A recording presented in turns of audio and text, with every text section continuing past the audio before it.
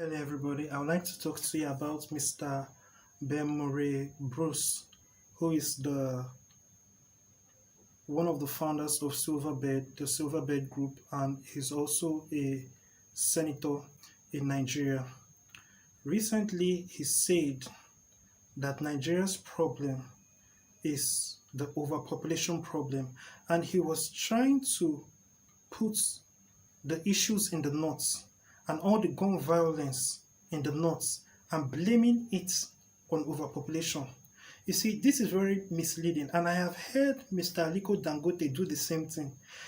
But Mr. Aliko Dangote said that the reason for Boko Haram is because there is no employment. That if those people had employment, that they will not be carrying guns. You see, this is a gigantic lie, and it is actually quite evil to say such things.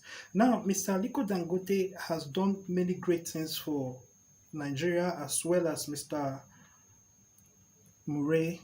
They are both people in their own right who have done interesting and philanthropic things for Nigeria and even at large Africa.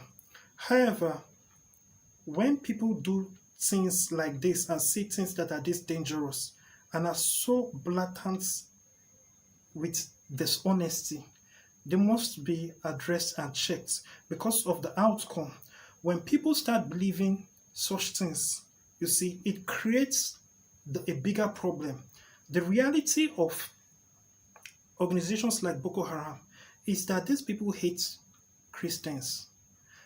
Boko Haram has said it over and over and over again that they are against Christians, they hate Christians, and they want the nation of Nigeria as a whole to become Muslim.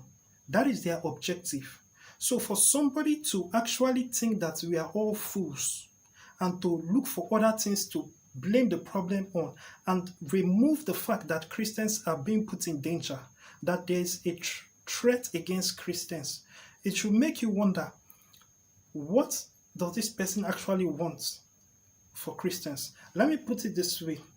If there is a giant snake in a room with a child, you see, and that snake is going towards that child, somebody notices it, and instead of him to address it, either he helps to kill the snake or to save the child, or if he's calling people, he draws people's attention to it. Rather, if that person starts saying something else like, the reason the snake got there was because a window was open, or instead of helping the child, that person goes around talking about other things that are happening in that room. You see, you have to come to that point where you realize that that person wants that snake to attack that child and kill that child. You see, we have to come to that point where, based on that rhetoric, you cannot just deviate the entire fact. It is no secret. Boko Haram is against Christians. Boko Haram are not economic terrorists. They are not protesting against the economy. Boko Haram does not come out and say politicians are stealing money or politicians are doing this, that is why we are causing all this trouble. There is a big difference between Boko Haram and the folks in Niger Delta who were complaining about oil. You can see the difference, and you can see that each one stated what they were interested in. One stated that they were very unhappy that all the oil were taken from the Niger Delta, and the Niger Delta is undeveloped, and yet other places are developed based on the oil that is taken from the Niger Delta. They made their statement clear. They told you what they stood for. I believe that was Mr. Sari, I can't quite remember his name, but that militant group, they stated what they were for and why they were doing what they were doing. Boko Haram also states why they are doing what they are doing. It's kind of like looking at Osama bin Laden and trying to look at his life and say the reason why he did what he did was because of what, remember that Osama bin Laden was rich. You see, he had money, he came from a wealthy family, but that is what he chose to do with his life and with the money that he had, to become a terrorist. Boko Haram, you cannot say that their problem is lack of money, because those guns in their hands costs a lot of money. You may say that, yes, it is put there by someone else, but yes, they can sell it and get money if they were actually interested in economy, or it was a matter of lack of finances, or you are claiming that it's because of poverty that they are doing this. You see, they can always sell their guns and get millions and start businesses. You see, don't you think they know that? Those people are clear about what they are about. They are jihadists. But you see, to even say things like this, it is unfortunately controversial. Remember what happened recently in America with Barack Obama and Hillary Clinton saying that Easter worshippers were killed. People sidestep saying anything that can cast Muslims in a negative light. Even when somebody says Allahu Akbar and then explodes himself around people, they make sure they attack anybody that mentions that that person is Muslim or says anything about Islam. They now tag that person a white supremacist or somebody that is on the far right. They always insult that person. But when Christians are persecuted, they always want to hide it. Just like I gave with the illustration of the snake and the baby. The baby in this case is Christians. They do not want people's attention to be on the fact that Christians are under threat. How can somebody have the nerve to say that the problem with Boko Haram is a population problem, that Nigeria's population is growing too fast, and then you want to bring up the matter of family planning, that is the solution? Boko Haram are not interested in family planning or economy. What they are interested in is eliminating Christianity and making sure that the Sharia law is enforced all around Nigeria and beyond. That is what they're about. That is what they say, and that is what they do. And everything that they do is in line with that. So do not bring up the lies of population. And when we talk about population and Nigerians' population growing, now Mr. Bruce was trying to say that we need to curb the population growth because the productivity or the output, you see, of Nigerians is less than the population. So the population is actually rising higher than our food production and what Nigerians are actually producing. Now, the question that you should ask yourself is, rather than decrease the population or start unrealistic moves to curb population growth, because this is Nigeria, and this shows the disconnect between Mr. More, who is in Senate, and the Nigerian people. You do not understand the Nigerian people. How are you going to curb population control in Nigeria? You see, and this is a place where a large number of people are Muslims. And even Dangote was being asked the other day about marrying yet another wife. So you are living in a nation where a vast majority of people believe in polygamy and practice polygamy. We are talking 3 wives, 4 wives. And then you are talking about population control in that kind of nation. You are very funny. You are very, very funny.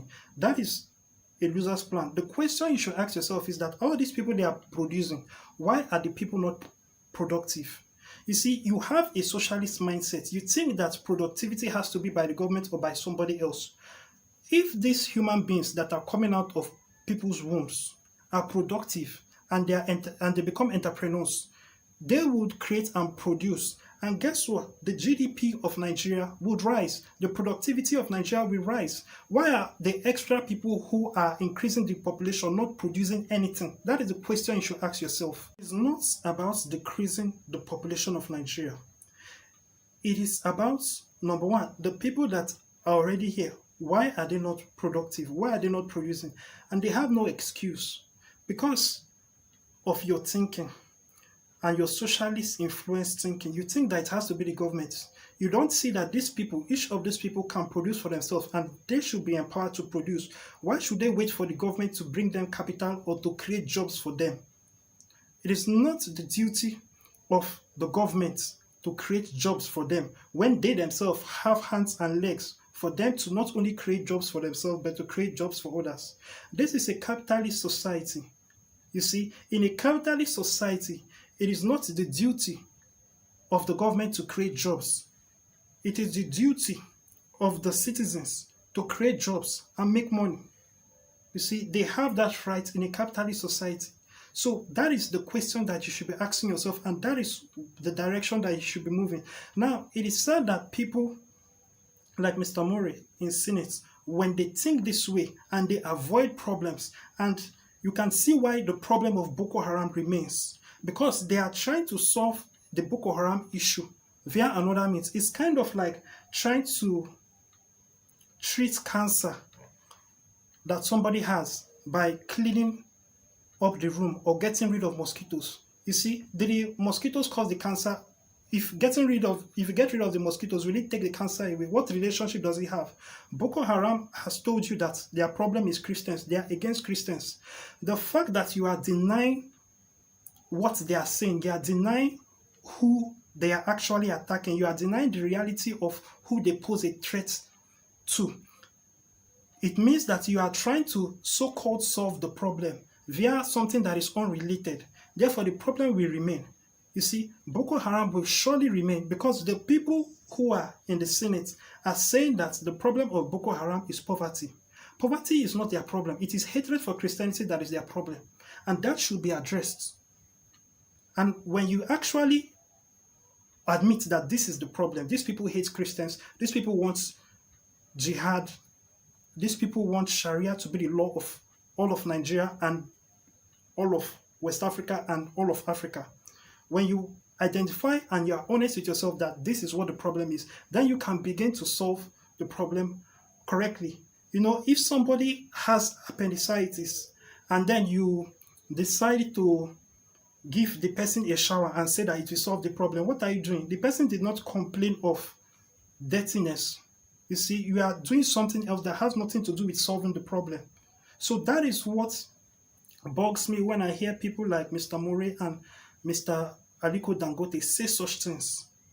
You see, when you see that snake approaching that baby, you have to understand that any communication or any movement that is made that does not address or does not move to get that baby out of harm's way means that you actually want what is about to happen to happen.